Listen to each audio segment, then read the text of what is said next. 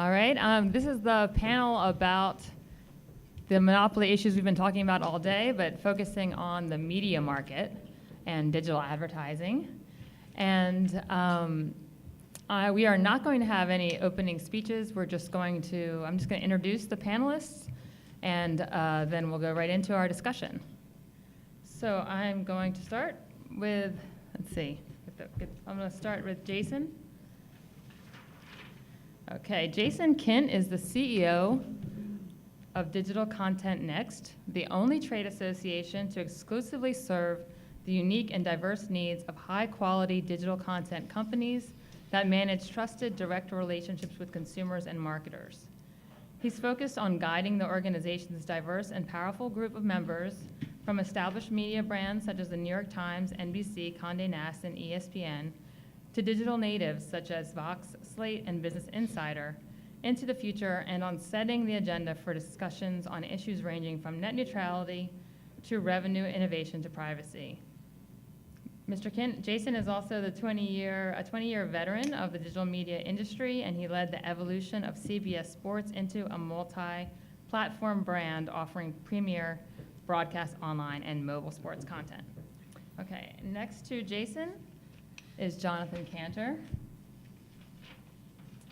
Jonathan is a partner in the antitrust group at Paul Weiss, and he focuses on antitrust M&A, litigation, and counseling, and has extensive experience representing clients in the media technology, advertising, and content industries.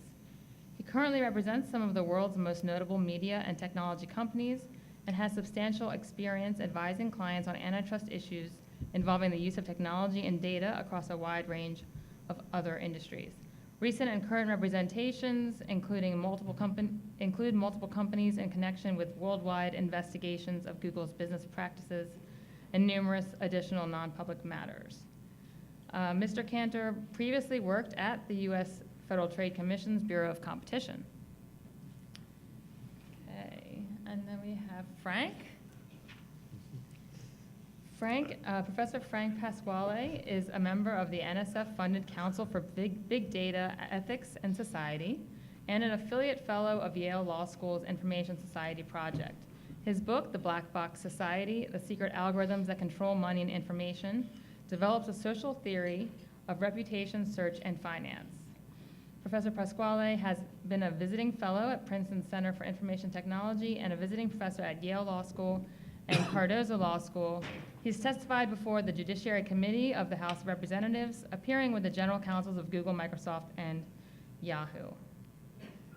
Okay, and last but not least, we have Mr. Thomas Leonard. He's a senior fellow and president emeritus at the Technology Policy Institute. Mr. Leonard is the author or co-author of numerous books and articles on telecommunications, electricity, antitrust, privacy, e-commerce, and other regulatory issues. Before joining the Technology Policy Institute, Mr. Leonard was acting president, senior vice president for research, and senior fellow at the Progress and Freedom Foundation. Mr. Leonard has served in senior economics positions at the Office of Management and Budget, the Federal Trade Commission, and the Council on Wage and Price Stability, and was a member of the economics faculty at the University of California, Davis. So thank you all for coming today. I'm really looking forward to our discussion, and I appreciate your being here. Okay, so we've heard a lot today about market power of tech platforms. And like I said, we're going to focus on media and digital advertising. And Facebook and Google are now widely recognized as comprising a digital advertising duopoly, thanks in part to Digital Content Next, who actually was the first voice out there presenting the market in that way, calling it a digital ad duopoly. But now we're seeing a lot of potential regulatory risks to this digital ad duopoly and to the business models that Facebook and Google have that generate this tremendous digital ad revenue. Some of those risks are coming from the fake news problems and propaganda problems and calls for FEC regulation. We're seeing the EU antitrust cases against Google. We're seeing some of the data protection regulations that are coming in Europe, the GDPR and e-privacy regulation. There's been increasing calls both in Europe and in the US for data portability. And we see investigations in Australia and Germany against Facebook and Google. And one more thing, there's also been some calls to stop mergers. As Lena Khan mentioned a little bit on the last panel, Open Markets has called for no more acquisitions by Facebook. So in light of all these different kind of angles and risks to the Facebook and Google ad duopoly, I want to start by asking Jonathan, what do you think is the greatest risk to the greatest regulatory risk to the Facebook and Google digital advertising revenues? Sure, and thank you, Sally, for that warm introduction and for to the Capitol Forum for hosting today's panel. I think there are many risks that you've identified. I think they all are significant in their own right. There are two that I would highlight as probably being the most substantial for the companies involved. The first is the risk that they are viewed as too big, in essence, as single points of failure. Because they're considered information gateways, there may be calls, as particularly now in a wave where people are starting to criticize the use of behavioral remedies in antitrust, that if there's an antitrust enforcement action, structural remedies will become the most likely outcome, and that's certainly something that is quite risky. The other thing I think is looking, for example, at a platform like Google. It's extraordinarily broad in scope, and it's gradually shifted its privacy policies over the last decade to ensure that it can share information across various different products. If there were government, either regulation, oversight, or enforcement that somehow siloed that data to certain parts of its business, that could have a substantial impact on how those companies go to market. Frank, do you have any views on what you think are the most pressing risks? Yeah, I mean, I think that at present, the major risk is the implementation of the General Data Protection Regulation in Europe. And I think that with the implementation of the GDPR, it's not necessarily that that's going to itself be that burdensome or harm them in the European markets. But I think what it will ultimately reveal are lots of troubling practices that have been discussed today. You know, I think in the last panel, we were talking a lot about the potential exposure for, say, cartelization or other types of issues. And I think that the more we open up, thanks to demands like the right of explanation, other types of scrutiny, and this was a theme of my 2010 article on called Beyond Innovation and Competition. I said, to really tackle this problem, you've got to have a lot more monitoring of the people who monitor us. Okay? And I think that what the GDPR is going to do is it's going to enable a lot more of that type of monitoring. Yeah. And Jason, I know your organization has been focused a bit on the amount of digital ad revenue that is being taken up by Facebook and Google, and I think there were reports saying, there's one analyst that said it was 99% of all growth of digital ad revenues in the United States last year went to Facebook and Google. And then there was others from IAB that put it more like, I think, in the 70%, 80% range. So there's debate about that. But for your members who are dependent on digital advertising revenue, how important is it to them for there to be kind of a dispersion of market power when it comes to digital advertising? Yeah, thank you for having me, too. I would say, and the numbers vary, but depending on if you work for Google or Facebook or not, you'll get a different number. But how, whether or not you do net or gross, which I don't know if that material, because if Google controls the flow of revenue, they'll still ultimately gobble up the margin. But let's go with 75 or 80% of the growth is going to two companies. That's a problem, and it's pretty easy to see why that's a problem. To step back and give you some perspective, so we represent about 80 companies that are all in the business of creating the news and entertainment. They're not ad tech companies, they're not distributors, they're not platforms. You mentioned a bunch of them. About 80% of their revenue for digital comes from advertising. So that gives you an aggregate number of the importance of advertising. So 80% of the funding is coming from advertising. I'd say about half of them are profitable in their digital businesses, and half of them haven't figured it out quite yet.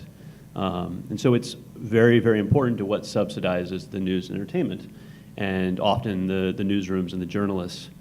And so the idea that two companies control that much of the industry is extremely problematic. They're dealing with it by doing what they do, which is diversifying their businesses. A few of them have had a lot of success with subscriptions. They're using folks like us to kind of make sure the marketplace is aware of the problem. I think it's taken about 2 years to really kind of sink in. I mean, I spent almost every quarter beating back people that would challenge the discussion about the duopoly, and now finally people are kind of locked in and understand it. And so, some powerful interest there. But the bigger kind of question, you're getting at some of this in this discussion today, is what's underneath that dominance. And we think the data collection piece and being able to see all the traffic is really the source of it. So the fact that they have access to so much more data than the news publishers who they're competing against for user attention and digital advertising dollars gives them an advantage that's kind of hard to overcome. Yeah, I mean, the advantage they have is the ability, and really any third party would have this, but they've got, Google and Facebook have it in a scale that no one else can have it. Maybe the ISPs will be able to when they finish gutting the rules. But but the ability to use the data from the browsing of the content across the web, and to be able to see the traffic across the web and use that data to actually inform the advertising in a way that no one else can do. That is a serious problem, and any individual company that is just a website or an app or an edge provider doesn't have that same ability, and that's the source of the problem, with my own bias.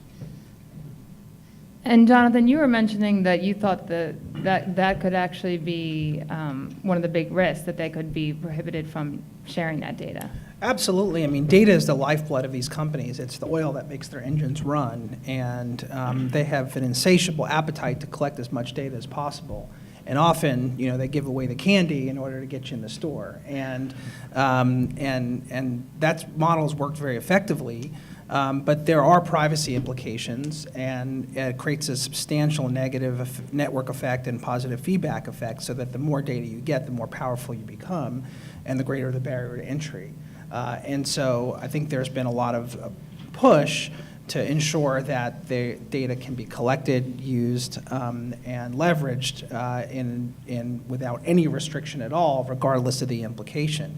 And I think that there's clearly some backlash to that, and I think there's a fear about how powerful these companies have become, both in terms of commerce and knowledge, and if regulations are put in place that somehow limit the cross-pollination of that data, or that empower consumers not just to click boxes that they have no choice to check, but actually empower consumers to control their own information, then that can change the game dramatically for some of these companies.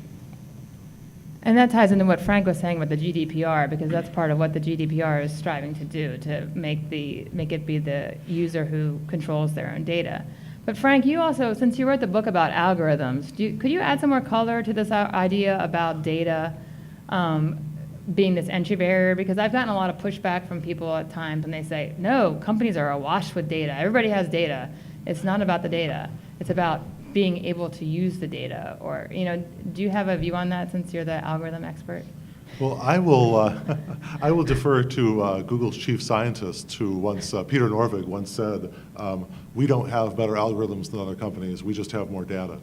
And I think, and there's various statements like that you see maybe in Scott Cleland's report and other reports in my book, The Black Box Society, that focus on the sort of self-reinforcing advantage that comes from being the entity that has a ton of data, that is providing the most valuable targeting for advertising, that brings in more consumers because it's targeting what they're looking for online most effectively to them, or most manipulatively to them.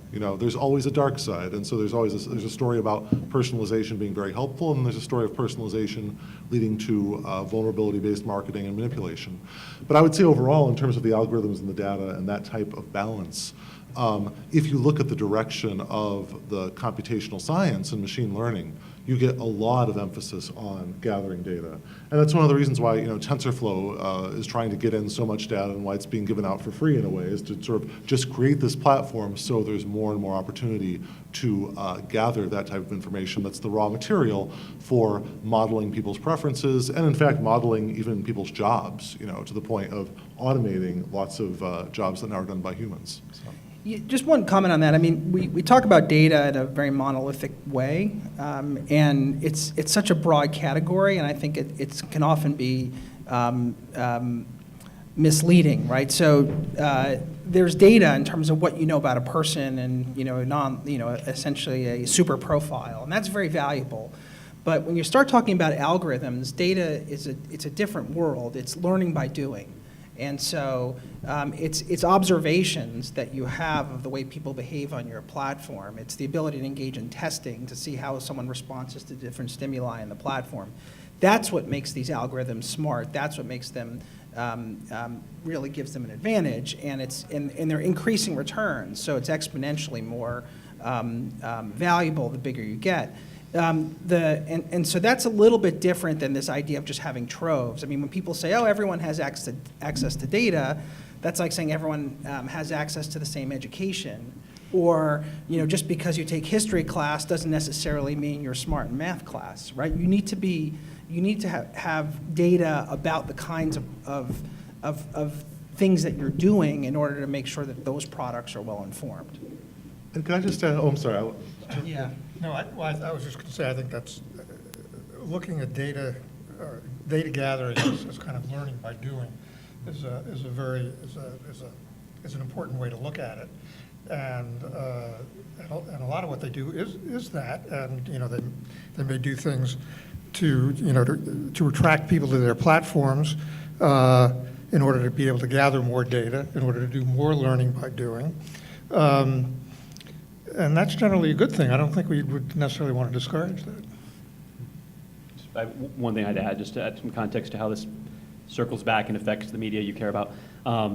Yeah, there's a distinction on types of data, and we always make the distinction around consumer expectations. So if you're on a website or an app, including on Google.com or Facebook's app, there's a certain expectation of you're giving them information, personalizing, and there's a value in return, and you have a choice not to use it or not. So it's really the data outside the consumer expectations, maybe across the web, across sites, or under the pipes, that gives them a unique advantage. And where that then affects the media companies is most of digital, unlike other media, is built off of what we'd call classic direct marketing. It's trying to get a consumer to take an action and click on something or buy something.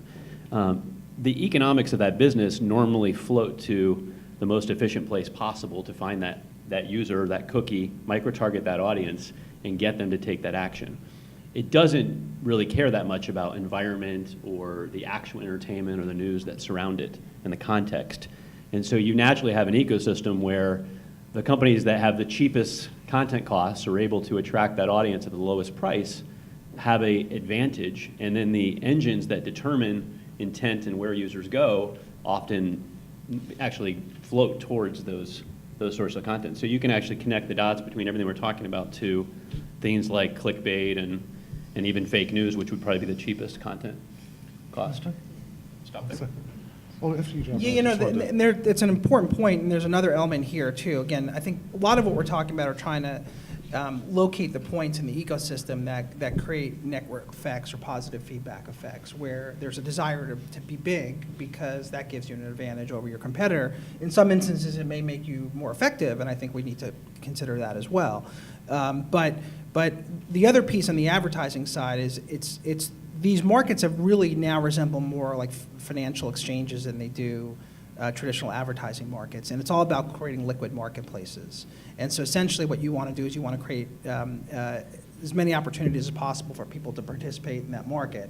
And the bigger your liquidity, the more liquidity you have, the more buyers and sellers, the more it attracts and creates a flywheel effect. And it's a really important part of the dynamic. What's also changed is people buy audience now instead of buying content. So you're no longer buying a site. I'm buying, okay, I want to buy Tim Wu because he's a nice guy, and so I don't necessarily buy the site that Tim visits. I want to buy Tim, and I want to buy him 5 times, and I want to frequency cap him at 5. And so people now buy audience, and so when you're a site, you no longer have to really worry about necessarily the quality of what you're doing. You just have to worry about getting them on that site so you can show them the ad. And you're not really as focused on developing a long-term relationship with the consumer. You're really just focused on volume. And that's part of the problem, because it creates a disincentive for the content provider to enhance output and provide, for example, the best possible news, the most accurate news, because you're no longer rewarded for it the same way. In fact, the lower cost, cheap provider who can have clickbait and get him to his site because he spends his money, the publisher spends its money on SEO instead of fact checking, will actually benefit from doing that in this system. And that's the problem. Well, yeah, and I just wanted to also, just picking up on Tom's point with respect to the data collection allowing entities to become more effective. I want to sort of make a larger point about the nature of how we do policy analysis here, which I think is important, which is to say that we have, yes, it's true that you can have a lot of personalization, and that can be a good thing. It can lead to more revenue.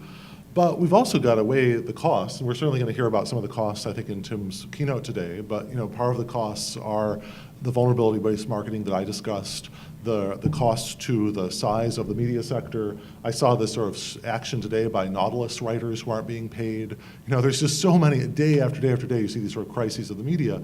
And I think ultimately it is very, very difficult to have some sort of utilitarian balance and say the costs are the benefits are greater than the costs of the current order. What I pursue in an article called Privacy, Antitrust, and Power is a different approach, which says, we've got to just set rules, and we can set rules that can essentially help certain entities have more bargaining power or not. I think, for example, allowing a lot of publishers, others, to combine to demand better terms, if the law were changed to allow that, might lead to better outcomes for everybody. And I realize that after the Apple eBooks case, that's really, really disfavored. But I think that, when we look at what's the alternative is essentially to say, and we're seeing this in the net neutrality debate right now, the alternative is to say, these platforms got so giant, so hey, you should all consolidate, you can get so giant, and then you can bargain with them. And you see exactly those dynamics in healthcare right now. You see the insurers combine, the providers combine, et cetera. So if you want to stop the vicious cycle of combination, you really have to think we have to think much more clearly as policymakers, as how to enable some evening of the bargaining power when platforms get as giant as they have. So I wanted to emphasize this bargaining power aspect, because some of the things that, Jonathan, you were talking about are about the nature of the market and kind of how advertising has evolved with the ad exchanges.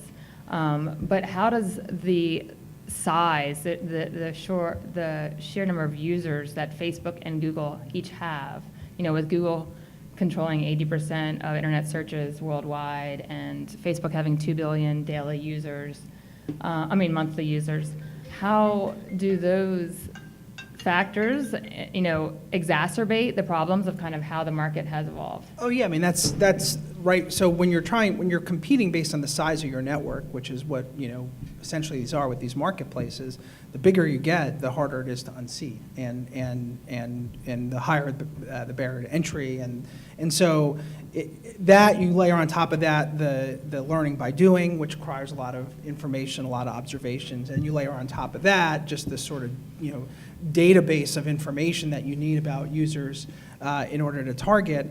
Those are really tall hurdles to jump, and so I think that size is really important, and it does matter, and you can also have this world, which goes back to some of the things we talked about earlier, where and we see the market rewarding this, where you might sustain losses, not for a short term, but for a long term, in order to generate that size, so then you can capitalize on it down the line.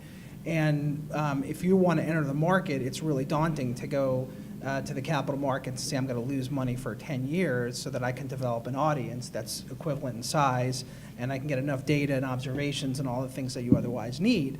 And so, it goes back to the discussion on the last panel about predatory pricing. Like, there's an assumption, it's rarely, I think the Supreme Court says it's rarely rational to predatory price. Well, it is when the stock market rewards the owners of the company, right? So the company might not be making a profit, but the people who work at the company are getting rich. And so for them, why not continue to make no money for 10 years if you can get big? And if the market's going to reward that because it rewards the long-term monopoly, it kind of turns all those assumptions about things like predatory pricing on its head. And so I think part of the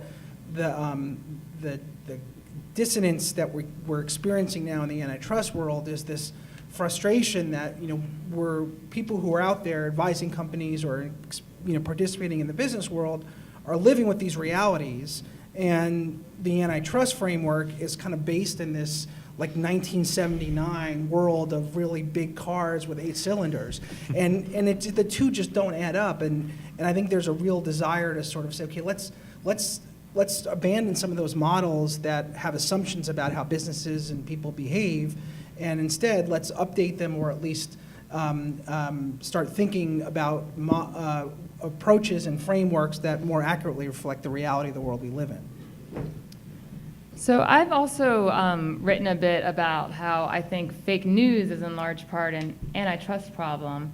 And so I wanted to steer the discussion to the question of, is news different, right? When we're talking about needing to preserve competition in digital advertising, we're not just talking about needing to protect, make sure that consumers don't pay high prices like we normally would, historically have been doing in antitrust, but we're talking about preserving the market, the exchange, the marketplace of ideas. And I've written that the propaganda wouldn't have been has nearly as much of effect if they didn't get to reach 80% of internet users. So to what extent should we be looking at news in a different analysis because of the concerns about democracy? Are you suggesting we have too much news or too little news? We I have too much fake news and propaganda and Russian bots and I haven't noticed a lack of news. I guess I would say, to respond, but it's funny because I was just talking to somebody, a guy named Robert Levine that wrote a book called Free Ride about intellectual property holders. And one of the things he was saying is that the reason he buys a newspaper is not to have everything. It's the editorial choices made in the newspaper, that you just come away with, say, the Financial Times on Sunday or the New York Times, and they've sort of pared down the world to something manageable to read. And I just want to say that, when we think about, when you bring up fake news as an antitrust problem, Sally, it reminds me this great question, like, is Facebook a media company? Is Google a media company? And they have all number of people saying, oh, no, we're not a media company, et cetera. We're just a tech firm.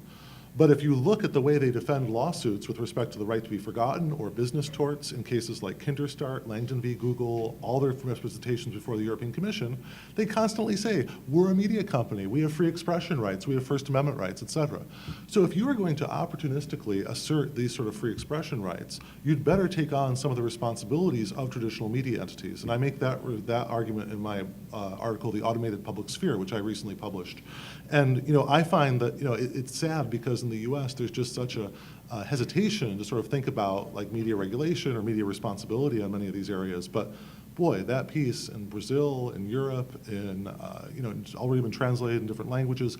It is striking a chord because of exactly the issue you're bringing up, Sally, which is to say that if you have two massive, essentially hyper newspaper video sites, then there's not much competition for accuracy or for other desirable characteristics that would improve the quality of what we're getting. Yeah, it's a great question and a good point. I mean, I think back to an anecdote. I grew up here in New York City, and I remember growing up and going to the newsstand, and I'd look out and I'd see the newspapers, and I'd see the New York Times, the Wall Street Journal, the New York Post, Daily News, New York Newsday, and then there was always this one paper that caught my eye called the Weekly World News. And one day I was looking out, and it was this great headline that says, "Man laughs his head off and has scars to prove it." And there was this picture of a guy with stitches around his face where it was sewn back. And You know, and I'd love every day to go to the newsstand with my dad and, you know, forget the Journal, that's too wonky, the New York Times, too many big words. I can look at, you know, the funny headlines on the front of the Weekly World News. But the thing is, I knew what the Weekly World News was, and I knew, I don't know, it could still be around for all I know.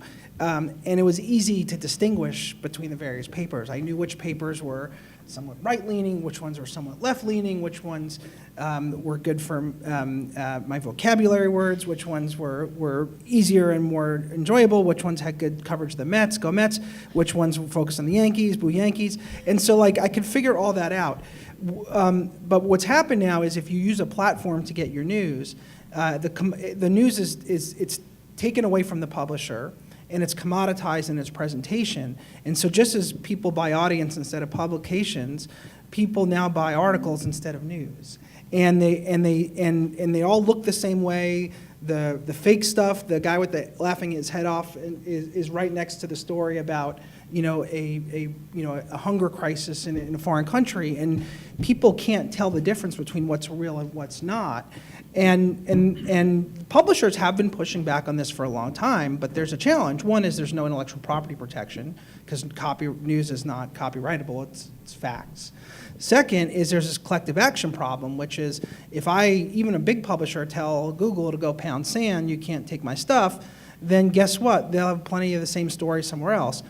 But if the publishers got together and said, you know what, we're going to use our leverage collectively, and we're going to not give you any of our news until you work out this problem, that would probably raise concerns under the antitrust laws. And so you have this perverse effect where the antitrust laws are not being used to curb the behavior of the dominant company, but at the same time are being used to address or prevent collective action. And so it's this really interesting quandary, and then the result is people merge because that's the only way you can do to offset the leverage, the only thing you can do to offset the leverage. So it creates this really interesting dynamic in our society. You know, I don't think the financial problems of the traditional newspapers are, the financial problems, the newspaper industry was disrupted by the internet, not by Google and Facebook. I mean, their financial problems started with entities like Craigslist, which basically took away their classified advertising business. Right. It is. It is. Yeah. Actually, It is right. there's actually a really good book by Bharat Anand up at Harvard that shows the print newspaper business has declined for 70 years, and you can't even, if you look at the line, you can't even tell where the internet came from in or Google and Facebook. So I think we had to separate ourselves, and as an organization, this is our position is that we're focused on present, future, and so trying to talk about the actual physical newspaper can be, I think, misleading, but the business of creating news and information, which is important to society and has a higher responsibility and accountability to the audience, hopefully, is also being dramatically affected by what's going on in the internet. And I think, Jonathan, you're spot on regarding, the brand itself was always the proxy for trust with the audience. And, you like that and you trusted that brand partially sometimes because it was well-sourced and it did all the right things as an institution. But you also might have just liked it because it actually confirmed your own belief system. And brands are trusted for different reasons. But if you don't actually know the brand or value the brand, and Google or Facebook or any of these companies are disintermediating the role of the brand as a proxy of trust, it causes a significant issue that does lead to fake news in the worst case. And competition yields better responses to these kinds of problems like fake news, right? Like I can't help but think of like Google AMP, right? And so right at the same time that Russian bots were trying to rig our election, Google decided that the biggest problem in the news industry was that pages weren't loading fast enough.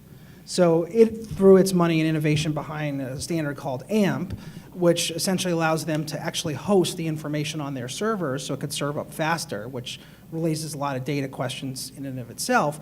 But the point is, these other areas are just they're not seeing the kind of innovation, and instead companies are, have built their products to focus on what's best for the platform, not necessarily what's best for the ecosystem. And in the presence of competition, you're sort of forced to respond more to what's good for the ecosystem. And And I think the lack of competition has resulted in a lack of innovation around issues relating to the quality of our news, and that's a problem. Quick anecdote on that, because I think it illustrates. When you searched, when AMP first rolled out, when you searched for a story, the AMP logo was there graphically to let you know it was a Google AMP story, but the New York Times or the Washington Post or whatever the source was, Atlantic, Fox, was not actually there. So the AMP logo was there, but the source of the news and who actually published the news wasn't there. That's an obvious problem. And if I- Frank?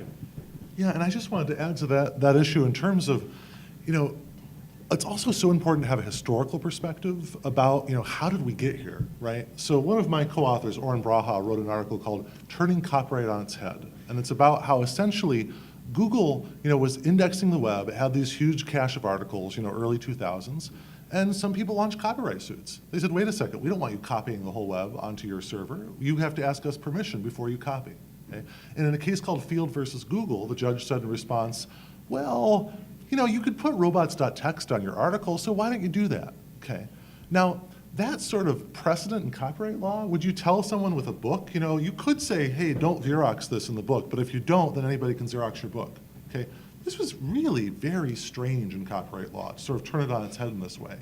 And when we look at that type of effort to, I saw a similar case, in Europe about like copyright of snippets or of headlines. And there were lots of people that said, and, they have good reason to sort of say this, the copyright of a headline, how can you copyright a headline? There's no creativity there, the idea, expression, et cetera. And they hadn't heard of the New York Post, I guess, but, and I sort of feel like the problem becomes, I think the fundamental problem here is that Google has won at the margin, and all these sort of and these large tech platforms, they win in these sort of copyright contexts, they win in the trademark context, they win in the antitrust context, they win in the privacy context. And all of these small sort of things that could have gone either way, and then courts say, well, if we go the anti-platform way, we destroy their business model. Okay, maybe you made the right decision there. But when you add it all up together, you have a juggernaut. And the last point that I would make is, especially with this Field versus Google case and, turning copyright on its head, is where were the conservative property rights advocates saying, wait a second, this is essentially you're allowing a lot of grab of a lot of people's intellectual property here.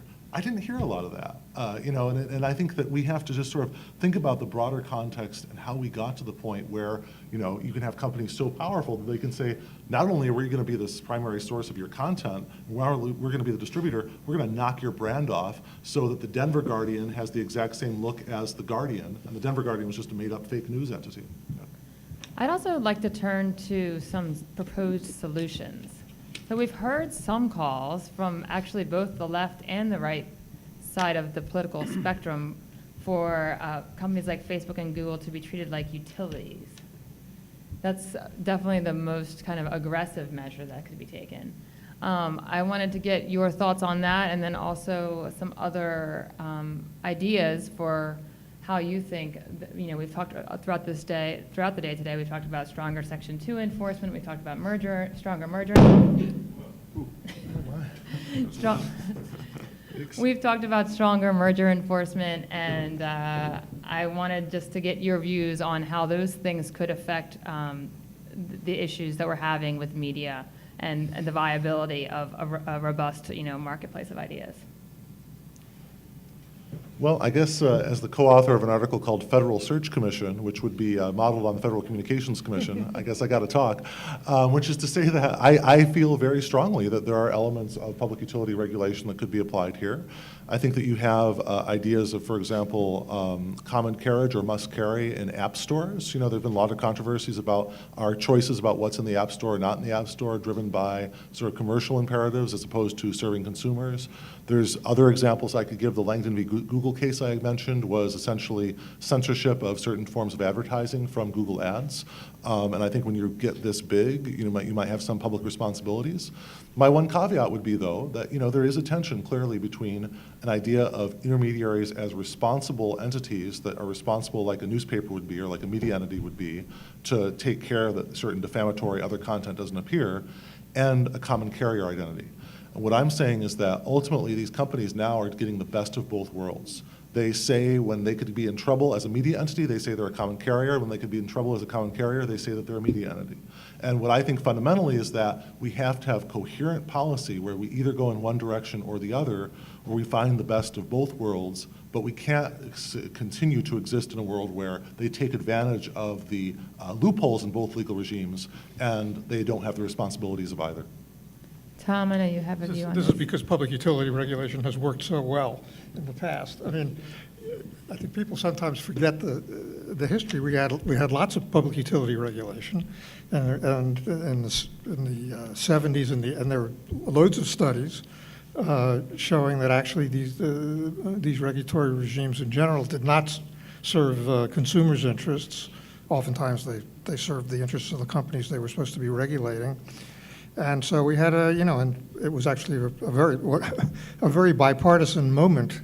Probably people have trouble imagining that now in this country where deregulation was, championed by Ted Kennedy and Jimmy Carter, and it was along with some Republicans, but they were actually in the lead. And it's not exactly clear to me what public utility regulation means in this. Obviously, when you're talking about some of these, companies like Google and Facebook, well, obviously I don't know how you could price regulate them because the price of the services they give to consumers is generally zero. So you're probably talking about, which is what Barry was talking about at lunch. You're probably talking about some sort of a mandatory sharing regime.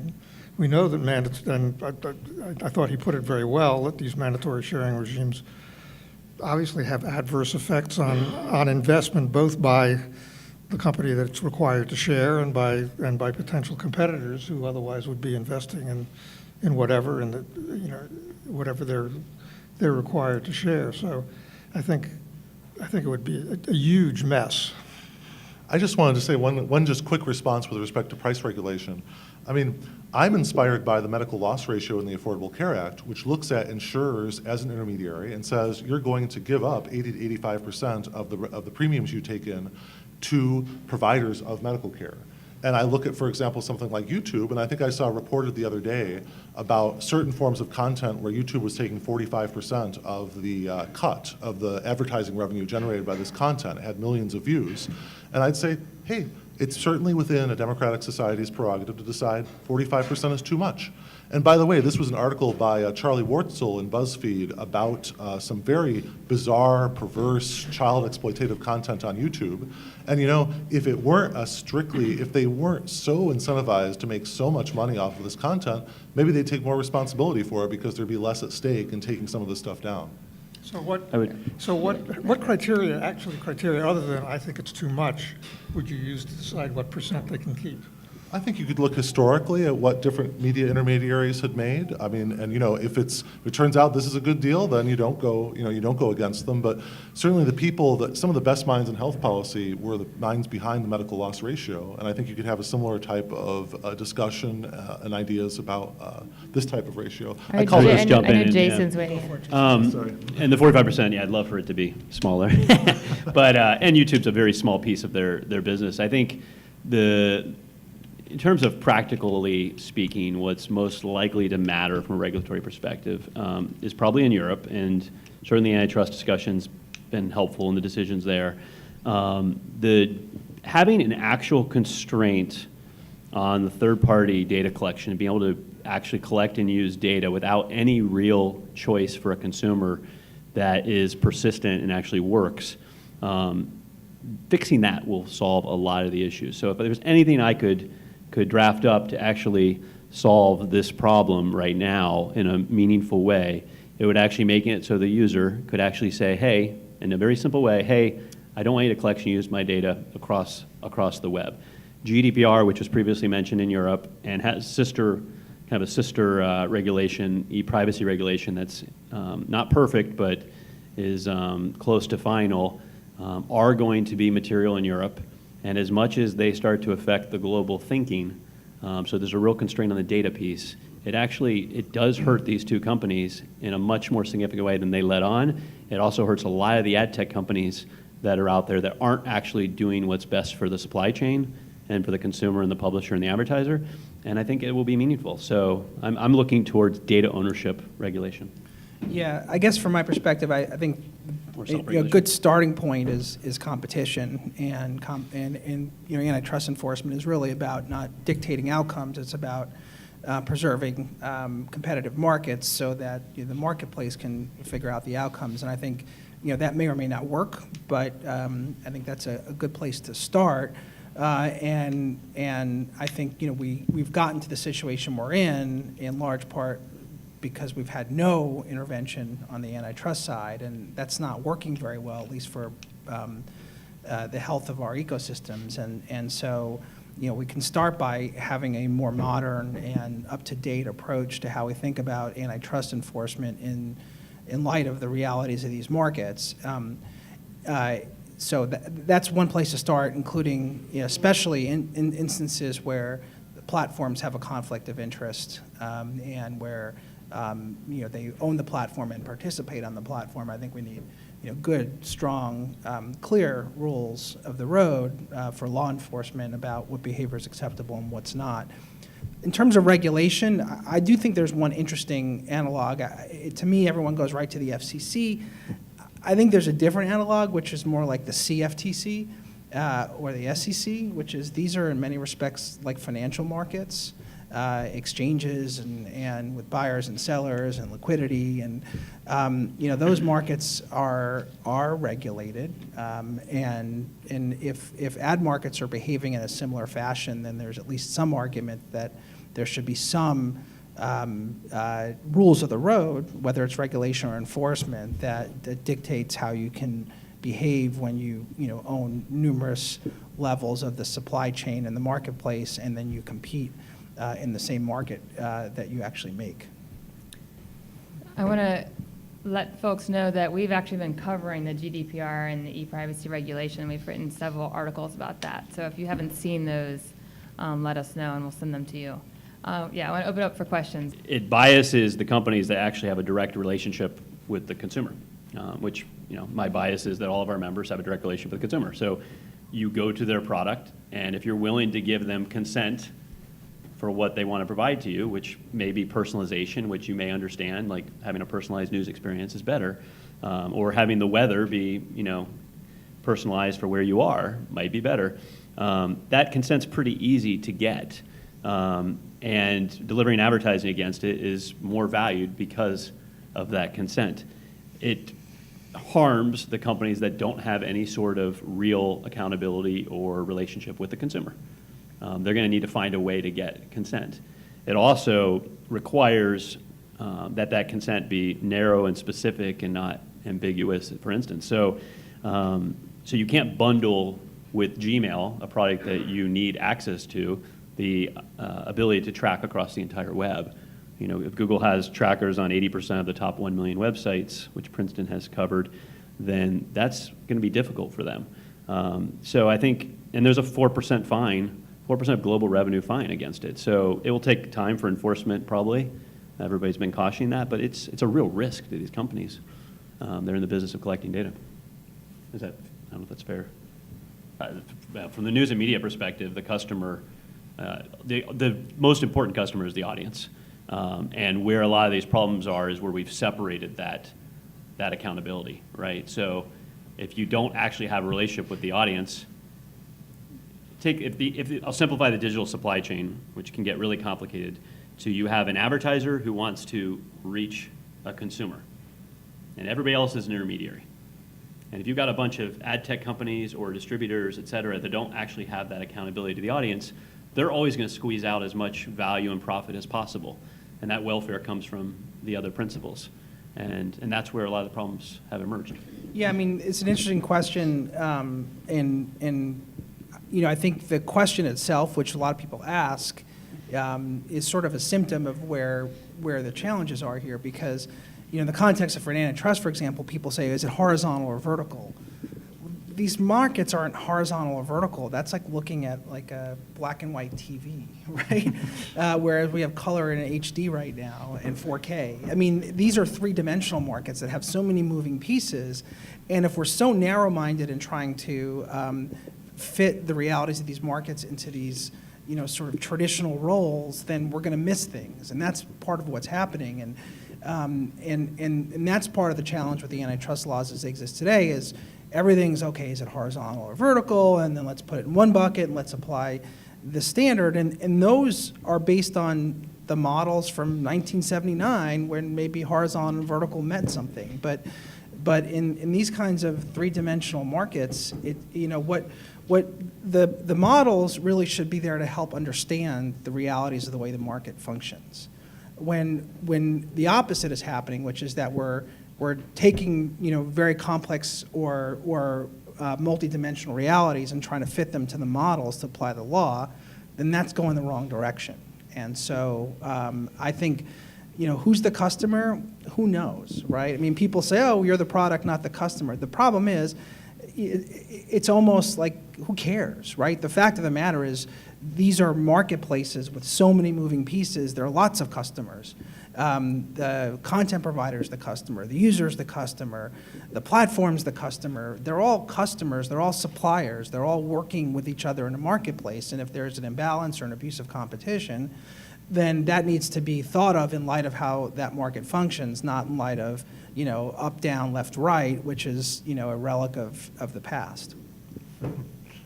Yeah, and I think also just building on Jonathan's comments, I mean, I feel like there's a question of agents and principals, and do you have sort of faithful agents? You know, we're counting on these firms to be agents of a lot of different entities all at once, and there's lots of built-in conflicts of interests. And, you know, I recently published a post on at CNBC, an article at CNBC called From Territorial to Functional Sovereignty. And I think it was certainly the most abstruse title of a piece on CNBC ever. But in any event, what I tried to focus on there was, you know, you now have, not only do you have sort of this dynamic of the companies sort of like mediating between, say, counterfeiters and the actual people that own the trademark and sort of setting them off against one another, and then sort of they have the customers, but then customers sometimes may be conflicted, or buyers may be conflicted with sellers, and then ultimately the platform is the one that decides who wins those disputes. So you have like an article like Rory Van Loo's article, The Corporation as Courthouse, and we're counting on some of these platforms to not just be like our